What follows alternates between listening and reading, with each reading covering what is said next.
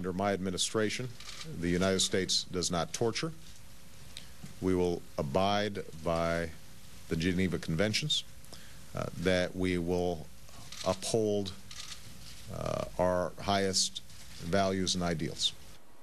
And at the sound of that, the Bill of Rights momentarily stopped turning over and over and over in its shallow, recent grave. Besides at least saying he rejects torture, the president-elect has also said that he will close the prison at Guantanamo Bay, which currently holds about 250 people, most of whom have not been charged with anything. Constitutionally speaking, Guantanamo is a big problem.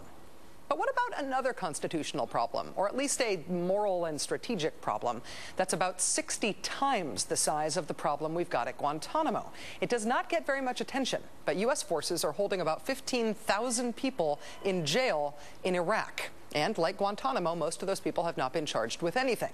Until last Wednesday, we held those prisoners in Iraq under terms of the UN Security Council resolution that governed the presence of our troops in that country. But as of January 1st, that UN resolution thing is over. And the new terms on which we are in Iraq are spelled out in this status of forces agreement. It's just between us and the Iraqis. That agreement says we are supposed to hand over all the prisoners to Iraqi authorities, who will deal with them according to Iraqi law. Here's the important part. Iraqi law doesn't have any provision for holding people without charges. What happens now? Well, this is the big deal for us. The U.S. military has asked the Iraqis to keep holding at least some of these prisoners without charging them.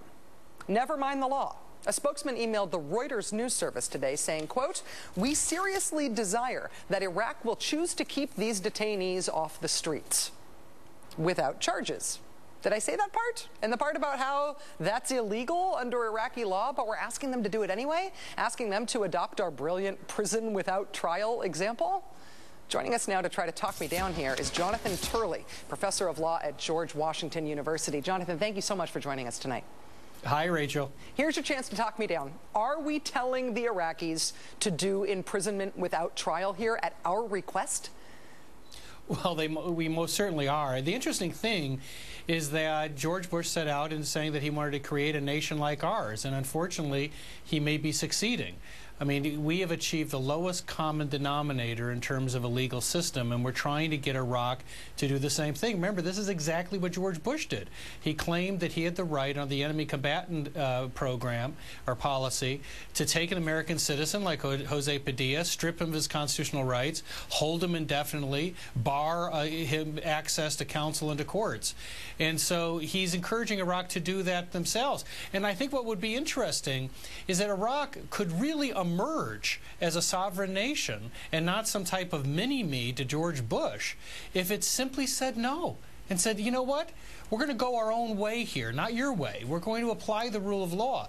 Under that agreement, by the way, it clearly states that the prisoners to be transferred would be transferred either under a warrant or a criminal charge, or they would be released. There's no third option. But of course, President Bush has been creating that type of new option in our country as well.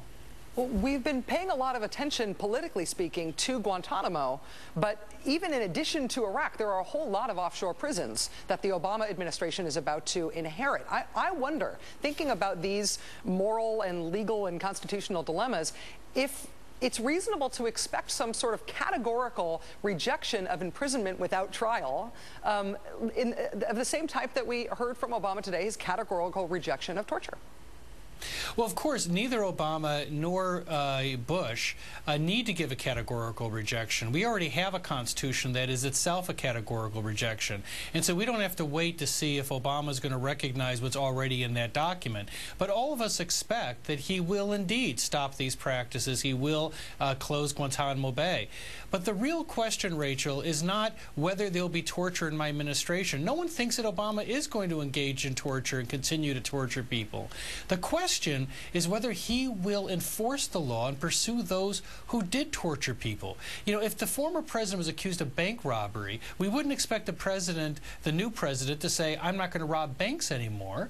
We would expect him to say he's going to go and arrest the bank robber. Now, we have to be frank. There's a credible basis here to argue that President Bush and Vice President Cheney have committed war crimes, and that would make them war criminals. And all of this talk about we have to look to the future and we have to not look to the past, well, in our immediate past may be war crimes, and we sure better look at that.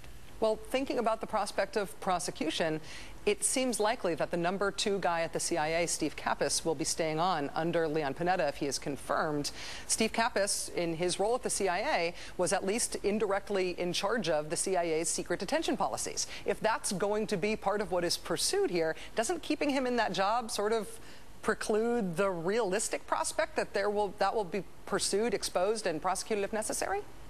That's a very curious thing to do. That's absolutely right. And all this talk about having a truth commission, everything that is coming out of the Congress and the Obama administration is very worrisome. It is not the type of stuff that would be said if you were seriously going to pursue prosecution.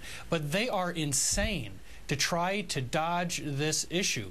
Because if we don't investigate this administration for war crimes and illegality, particularly war crimes, someone else might. The fact is the rest of the world sees these as war crimes. How are these people going to travel? What happens when all these Bush officials go off to Paris with their spouses? A lot of the world views them not as tourists, but as war criminals. It'd be much better for us to handle this issue than suffer the indignity of having other nations hold accountable our own leaders. And us having to suffer the indignity of having knowingly let this stuff go. Jonathan Turley, Correct. Professor of Law at George Washington University, thank you so much for your time tonight. It's always Thanks, such a pleasure Rachel. to have you on the show.